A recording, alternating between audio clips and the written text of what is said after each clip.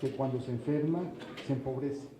Cuando vemos que alguien en México no tiene acceso a la seguridad social, estamos hablando de un mexicano para que la vejez es sinónimo también de pobreza.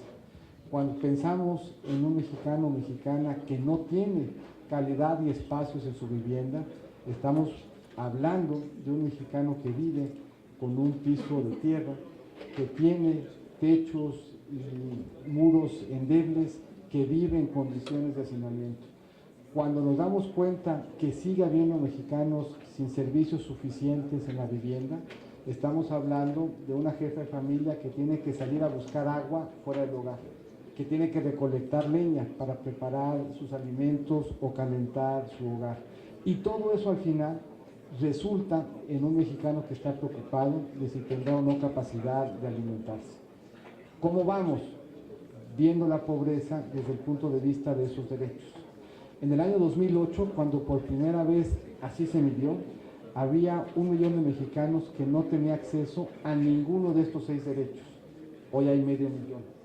En el otro extremo, habían 26 millones de mexicanos que podían ejercer plenamente todos sus derechos. Hoy hay 33. Esto es, en 6 años nos movimos de un mundo en donde 16 millones de mexicanos tenían 2 o más carencias y en donde ahora esos 16 millones de mexicanos enfrentan una carencia o ya ninguna. Eso quiere decir que visto desde la perspectiva de un México que está siendo capaz de crear mejores oportunidades de acceso a la educación, a la salud, a la seguridad social, a la vivienda digna y a la alimentación, hemos avanzado bien. Pero si toma uno en consideración que son solamente 64 millones de mexicanos los que viven en un contexto en donde enfrentan una o ninguna carencia, eso ubica a una realidad en la que vive todavía un número muy importante de mexicanos que enfrentan la vida cotidiana sin tener acceso a todos estos satisfactores que aquí todos damos en muchas ocasiones por sentados. Estos son muchos de los mexicanos que ustedes ven en sus distritos, que ustedes ven en los recorridos que hacen en sus estados, que ustedes y yo hemos visto juntos en los recorridos que al amparo de la Secretaría hemos tenido oportunidad de hacer y de coincidir. La que sigue.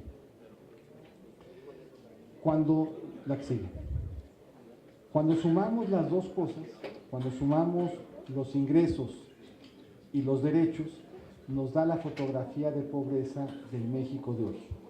Y la fotografía de ese México en el 2014 nos arrojaba la siguiente información. Nos decía que había 11.4 millones de mexicanos que tenían menos ingresos de la línea de bienestar mínimo y que no podían ejercer 3 o más de sus derechos fundamentales. Nos decía que había otros 44 que no podían ejercer 1 o 2 de estos derechos y que tenían ingresos por abajo de la línea de bienestar. Y nos ubicaba 3 poblaciones adicionales. Una población que tenía ingresos por arriba de la línea de bienestar, pero que no ejercía plenamente los derechos, los vulnerables por carencia social. Una población que no tenía los ingresos, pero que podía ejercer plenamente los derechos. Y una población que había dejado de ser pobre y que ya no era vulnerable. Si nosotros hacemos nuestro trabajo bien, esa es la dirección en la que querríamos que los mexicanos se movieran. Una dirección en donde hubiera menos pobreza y menos vulnerabilidad, y esa sería la métrica con la que evaluaríamos si estamos siendo exitosos en construir este México incluyente, insisto, a que el presidente nos ha invitado a trabajar. Que cada mexicano en necesidad pueda ver su vida con una mirada distinta y que sepa que en ese esfuerzo no va a estar solo. La que sigue. Otro elemento importante es que estos dos mundos no están separados. Los ingresos y el ejercicio de los derechos tienen una vinculación cercana. Cuando nosotros vemos en la primera lámina al mexicano que no puede acceder a ninguno de estos 6 derechos fundamentales, este mexicano es una niña que no está yendo a la escuela, que comparte su habitación con otras 8 personas, que la habitación no tiene agua, no tiene luz, no tiene drenaje, que no tiene acceso a la salud y cuando se enferma no tiene por lo tanto ni médico, ni doctor, ni medicina y que no hace 3 comidas al día. Ese mexicano no se le puede pedir que genere ingresos por arriba de la línea de bienestar. Y eso es lo que estamos aquí viendo. 1 de cada 10 mexicanos que no pueden ejercer sus 6 derechos a plenitud tiene capacidad de generar ingresos por la línea de bienestar. Hoy se ubican en esa condición 500.000 de mexicanos. Si nos vamos al otro extremo, el mexicano que puede plenamente ejercer sus 6 derechos, lo que allí encontramos es que en el 75% de los casos genera también ingresos por arriba de la línea de bienestar. Eso quiere decir que cuando trabajamos en asegurarnos que los niños vayan a la escuela, que tengamos salud, que tengamos una buena vivienda y certeza en la alimentación, al mismo tiempo estamos poniendo las condiciones necesarias para que por sí mismo el mexicano construya su prosperidad y su destino. Mientras más derechos se pueden ejercer, mayor es la capacidad que tiene el mexicano por sí mismo de forjarse un destino, y esa es la condición a la que debiéramos de aspirar, la que sigue. Es importante, y podemos hacerlo, revisar conforme a este indicador cómo vamos evolucionando en los estados. Lo que debiéramos de observar es que del 2008 a la fecha nos estuviéramos moviendo en un contexto de mayores ingresos y de menores carencias. Y efectivamente, si le apretamos, eso es un poco lo que vamos a ir observando. Todos los estados se empiezan a mover en la dirección de mejor ejercicio de los derechos y de mejores niveles de ingresos. ¿Qué es cierto hasta ahorita? Porque la pobreza tiene muchos rostros, tiene muchas dimensiones, tiene muchas realidades y tiene muchas métricas. Entonces, hasta ahorita, ¿qué podemos concluir? Y esto a veces genera confusión, y es útil que esta confusión seamos nosotros capaces, con buena información, de irla despejando. Lo primero que es cierto es que, medido conforme a estándares internacionales, la pobreza extrema en México ha caído y ha caído mucho.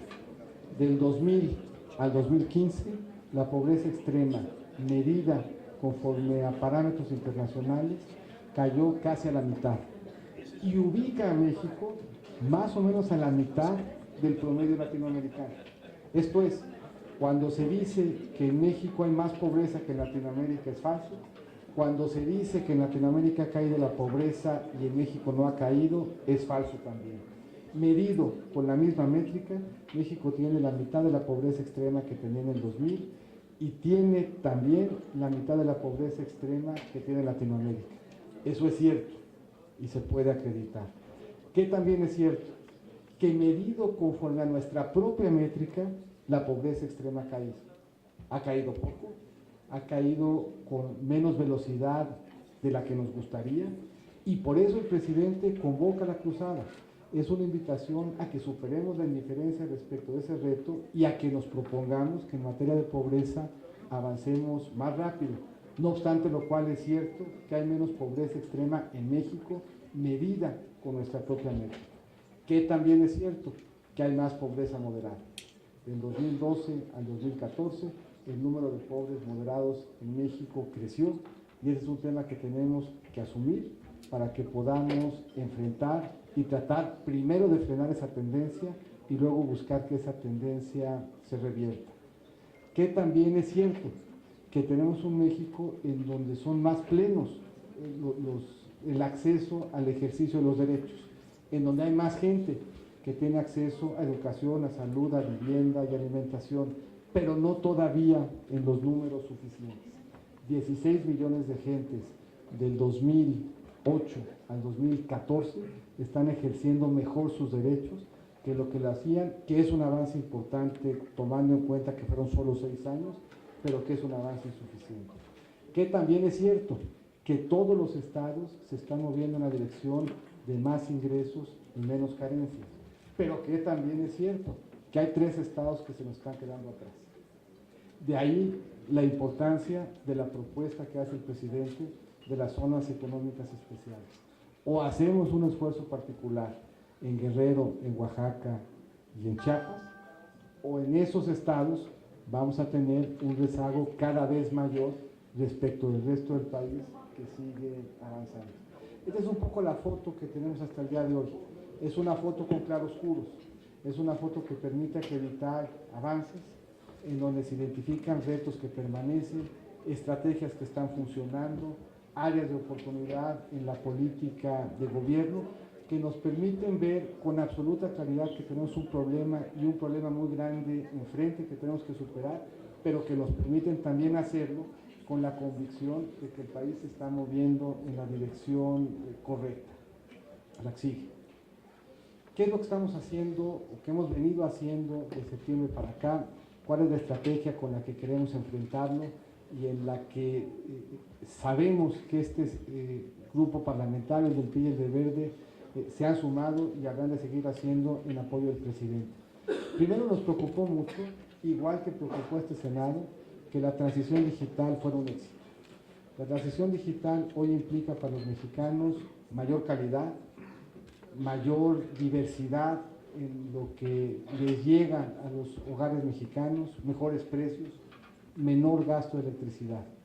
Si nosotros hubiéramos buscado este beneficio para el país y no hubiéramos buscado que en ese beneficio nos acompañaran las familias de los más pobres, la transición digital se hubiera logrado, los beneficios hubieran sido muchos, pero a las familias más pobres les hubiéramos metido una presión de ingresos que los hubiera vuelto más vulnerables. Un primer reto entonces era que acompañáramos la reforma que aquí se aprobó, de suerte tal que el 1 de enero amaneciera México en una era digital, pero que a esa era digital la acompañaran las familias de los mexicanos. Y se lograron con un esfuerzo importante estar presente en casi 10 millones de hogares, 1 de cada 3 hogares acompaña hoy la transición digital y la hace con pleno optimismo de que forman parte ellos también del México moderno que estamos construyendo. Un segundo elemento fundamental en términos de la estrategia es que generemos condiciones de estabilidad de precios. Aquí estuvo el secretario de Hacienda, les platicó seguramente con amplitud los graves riesgos y retos que enfrenta México en términos de la economía internacional. Seguramente además les agradeció que este Senado haya aprobado un paquete económico orientado a mantener la estabilidad de precios, que en este contexto difícil permite que la economía mexicana avance, que avance con contundencia, que avance con suficiencia y que avance sobre todo protegiendo por la vía de precios estables el patrimonio de las familias más pobres. Además de ese entorno macroeconómico sano que de la mano del Congreso, de este Senado, de estos grupos parlamentarios se ha defendido, estamos trabajando justamente en instrumentar al amparo de precios esta buena política pública. Y preocupado por ello trabaja la Secretaría de Economía, la Secretaría de Agricultura, el Banco de México, el INEGI, la CONAGUA incluso para prever riesgos por la vía climática que puedan impactar precios, que pueda prever riesgos desde el punto de vista sanitario que puedan también impactar precios. Y estamos trabajando en una estrategia nacional de inclusión que sume a los diferentes niveles de gobierno, a las distintas dependencias, que haga eje de esa estrategia de inclusión la Cruzada Nacional contra el Hambre, que nos hagamos acompañar de los gobiernos locales, que mejoremos la coordinación institucional con el gobierno, con la sociedad civil y con el sector